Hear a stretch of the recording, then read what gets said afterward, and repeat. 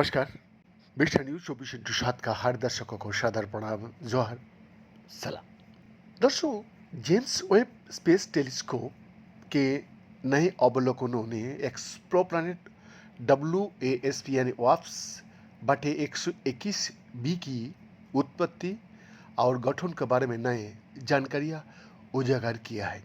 जी हाँ, इस संदर्भ में कई महत्वपूर्ण वायुमंडलीय अणुओं, जल वाष्पों, कार्बन मोनोऑक्साइड, सिलिकॉन मोनोऑक्साइड और मीथेन का पता लगाकर वैज्ञानिक इस बारे में बहुमूल्य जानकारी जुटाने में सक्षम हुए हैं कि ग्रह अपने तारे के चारों ओर गैस और धूल की घूमती हुई डिस्क के भीतर कहाँ बना होगा।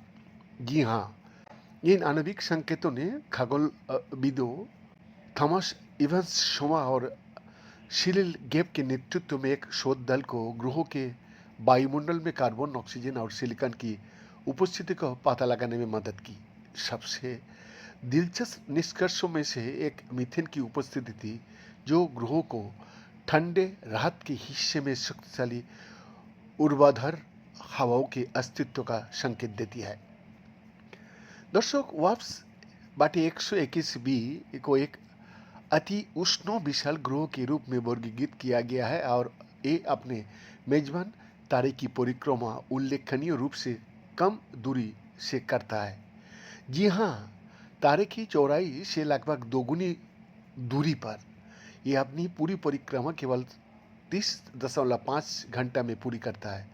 ये ग्रह जरियो रूप से अवरुद्ध है, जिसका अर्थ है कि इसका एक गोलार्ध स्थायी रूप से तारे की ओर रहता है और 3000 डिग्री सेल्सियस से अधिक तापमान तक पहुंच जाता है, जबकि दूसरा भाग निरंतर अंधकार में रहता है, जहां तापमान लगभग 1500 डिग्री सेल्सियस के आसपास बहुत कमी होता है। थॉमस इवंस शोमा ने बताया, दिन के समय का तापमान इतना ज़्यादा होता है कि वहाँ पे कुछ चीज़ टिकने वाला नहीं होता। आमतौर पर तेज गर्मी की प्रतिरोधी ठोस जोगी ग्रहों की वायुमंडल में गैसीय घटक के रूप में मौजूद ये रह सकता है। वो जर्मनी के Heidelberg Smith max Planck institute और फॉर एस्ट्रोनॉमी और ऑस्ट्रेलिया की न्यूकासल विश्वविद्यालय से शब्द एक खगोल शास्त्री है। उन्होंने हाल ही में नेचर एस्ट्रोनॉमी में प्रकाशित अध्ययन का नेतृत्व किया।